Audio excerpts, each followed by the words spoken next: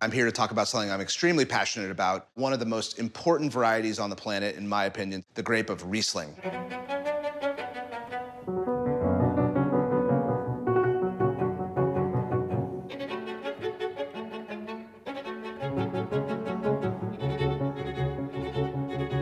Riesling itself, it has its origins way back in the 1st century when Romans brought viticulture over to Germany, what's modern-day Germany now. When you think about a cultural stamp, though, Riesling was first described, talked about, and referenced March 13th, 1435, when someone decided it was smart to write down the fact they sold their first 6 vines of Riesling. Now, over the course of the next millennia, you really see Riesling come as the most widely planted variety throughout Germany.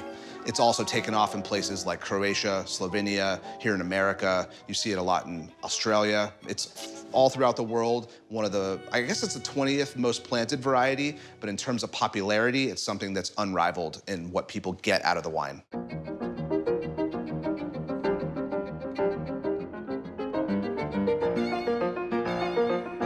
So the region of the Rheingau, in the 20th century, that was the pinnacle of Riesling for Germany. It was the most widely planted variety there. This is a place where the kind of linear style of Riesling really comes through. It's a little warmer than the Mosel. It's a little bit more of a robust style, and you get just really clean, very aromatic, opulent style Riesling there.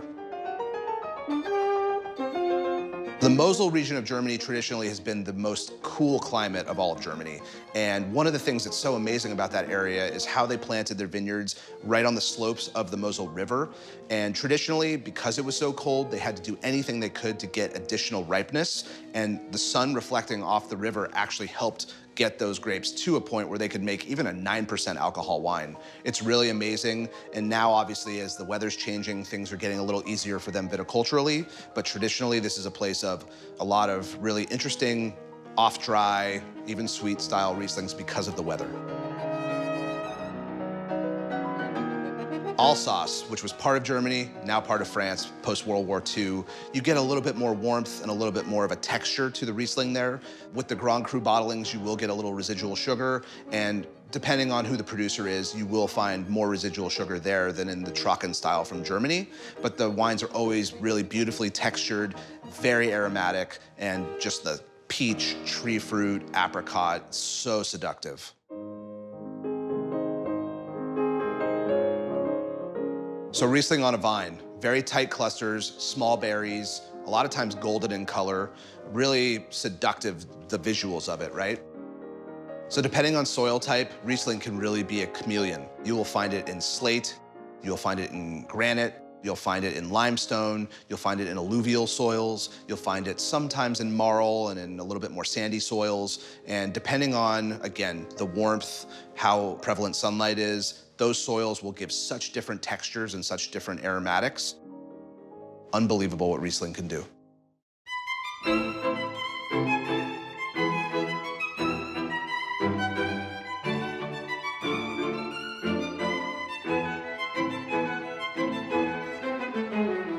So in the aging potential of wine, there's 3 important determinants. Those are acidity, sweetness, and tannic structure.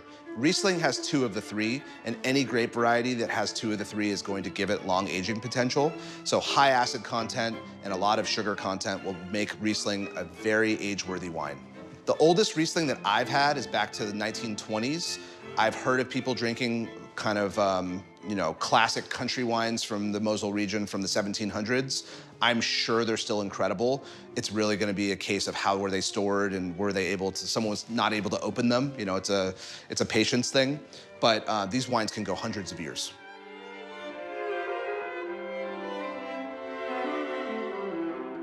A really big thing we want to debunk in the wine world is that all Rieslings are sweet. And in my wine bars and in wine bars all around the country, I'm sure people other than myself are dealing with the fact that you recommend a Riesling, and a lot of times the auditory response is, oh, I don't want something sweet. I'm here to tell you, not all Rieslings are sweet. And in fact, there's varying levels of dryness and sweetness within how Riesling's grown and how they elaborate it in a cellar. And there's specific choices that are made that can help derivate a wine to be dry or a wine to be sweet. And there are technicalities, like where the grape is grown, that you just can't change. As Germany gets warmer, we see much more dry wines be produced, but also one of the things they're able to do is leave the grapes on the vine a little longer, and there's different harvest times that have different names in German that will derivate when grapes are picked, what style of sweetness you'll find out of them. Spätlese is the term for late harvest. Generally comes right after the off-dry wines, definitely after the dry wines, and that style has somewhere between 7 to 15 grams per liter of residual sugar and can have something that can age a very long time. Now, the next one that you're gonna find is Auslese, which means selected harvest. Those are only done in the best harvests and usually right before any botrytis might come around, noble rot or any sort of other influence that might make like a really amazing Trockenbeeren Auslese or Beeren Auslese.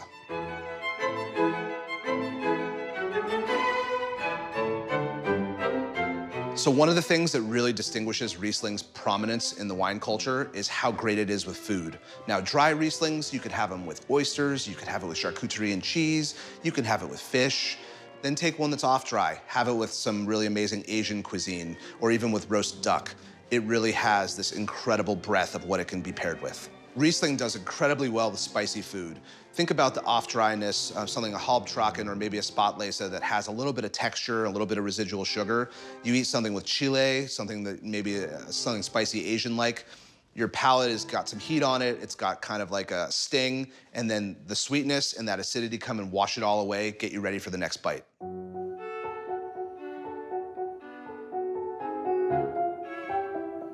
So like everything, it's all about the wines. And in this case, we're going a little bit back in time. Ferdinand Piroth was an amazing negociant and shipper of great wines from all over the Austro-Hungarian Empire back to 1675. And this is a bottling of Riesling from the Rhine-Pfalz region in 1983. So this is really special interpretation of Riesling. It's my birth year, so I feel very passionate about that. And it's a really great interpretation of how Riesling can age over the course of 37 years. This wine is in no danger of going dead anytime soon. It could live another 50 years for sure. Now we'll come here to America. So this is an amazing Riesling by Ravines. It's a husband and wife duo out of Seneca Lake in the Finger Lakes of New York. This is a place that people are raving about for Riesling. They don't really have old vines yet. The culture is still relatively young. There's been a lot of hybrid grapes that have been grown in the Finger Lakes, but really Riesling is becoming their go-to variety. The Finger Lakes are known to be now a lot of people's kind of summer home, especially if you can't afford the Hamptons. They make really amazing wine, and the culinary influences are really building as well. And this couple have been really at it since they bought the winery. I think they've had it now in their hold for about 10 years. This is the 2015 Riesling from them. Really special stuff, bone dry. This is an incredible interpretation of New York Riesling. So you can't have a tasting of Riesling without an Australian Riesling. South Australia is very well known for Riesling. They have some of the oldest vines of Riesling on the planet. And you'll find it in the Eden Valley, which is burrowed right next to the Barossa. You'll also find it here in the Clare Valley, which is a little north of there. They grow Riesling, they're known for Cabernet, but honestly, Riesling from the Clare Valley is such a special thing. Bone dry, incredible interpretation from Jim Barry. The winery goes back to 1959. Jim unfortunately has passed away, but the son and daughter have taken over. Clare Valley is really an anti-German style. This is very anaerobic, very dry, very clinical in the way they make the wine. They want no oxidation, there's no oak used. These wines are so precise and so crystalline. It's like opening a fresh can of tennis balls. I mean, that reminds me of our boy Ian, who's been doing this for years, talking about that. It is limey, like you sprayed, a lime oil to clean off the varnish on your table. I mean, it's so alive and so vivid, but there's still fruit to it. And then you feel like you have to brush your teeth after because there's so much acidity. I mean, there's probably 9 grams per liter of acidity in this wine. You will feel it travel all the way down your chest. Not for the faint of heart. Definitely a robust style of Riesling in the qualities of it, not necessarily in the body of it. This is definitely something, the acidity will get you. You're gonna want food with this one. Clare Riesling for me, I love to have with oysters. I love it at sundown specifically. It's just an amazing pairing. I would have this with some kind of stinky cheese, maybe something a little bit funky. You could also have it with some sort of Italian charcuterie. Definitely something that needs some acidity and some fat to balance each other out. But on the palate, just the length, the acidity goes forever. Lime skin, lime skin, lime skin.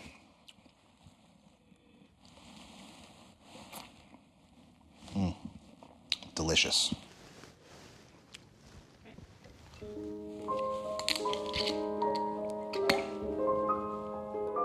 All right, we're now in the Rheingau region of Germany. So Robert Weil, amazing Trocken bottling. So Trocken is the German word for dry. If you ever see Trocken and you're scared of sweetness, this is your friend. This means the opposite. This is dry. So these wines in the Rheingau region tend to be very expressive on the nose. They're very opulent. Lots of peach, lots of tree fruit, lots of apricot, lots of apples. Very, very exotic. Today, this wine shows a lot of tropical fruit. There's still a little bit of like a herbe de Provence, a little bit of that kind of seaside, almost minerality to it. Not far from a river, I'm sure.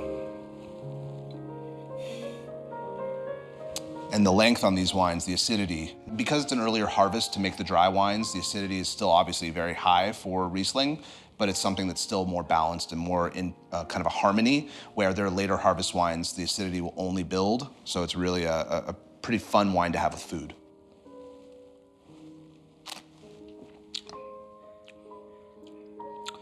Delicate on the palate, but still that length from the acidity. This is a wine that's right now, I think, pretty soft in its interpretation. It's not as explosive on the palate. It's definitely something that's very pretty. I would have this maybe with like a summer grilled peach salad. You could even have it with maybe like a pad thai or maybe some sushi. This would do really well actually, I think with like a salmon belly toro. It'd be lovely. So the Petrol quality you'll find in Riesling, it's kind of specific to Riesling. There's other wines that over time as they age and elaborate will come out as well, but Riesling, you do find it in youth and it only gets exacerbated over time as the wines age. I don't know how to pronounce it in German, but TDN is how we say in our English language. It basically is a compound that over the course of oxygenation, over the course of aging of the wine, having to do with the soil types, having to do with the actual flavonoids of the grape itself, Riesling. This is something that is present in fermentation and then over time in bottling becomes more prevalent and more obvious. It smells like you just put gas in your car, maybe a little bit of gasoline dripped out on your finger. It's just this really interesting kind of petrol station, you know, a little bit of varnish, a little bit of your old, like a kerosene can. It's really interesting. I love the smell. As a kid, I was obsessed with that.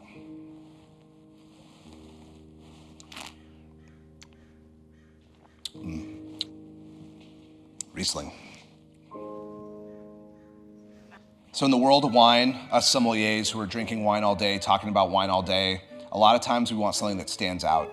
And what's great about Riesling, you can be tasting full-bodied Cabernets, Bordeaux's, awesome wines from all over the world that people are buying at your restaurant, but then you get something like this in your glass. It's aromatic, it's not shy, and it's just sharply acidic. It stands out, it shows who it is. And I think because of that, in a line full of wines, when sometimes things get hidden, Riesling is never hidden. It's always itself, it's always fair to play. Its true colors come out 100% of the time.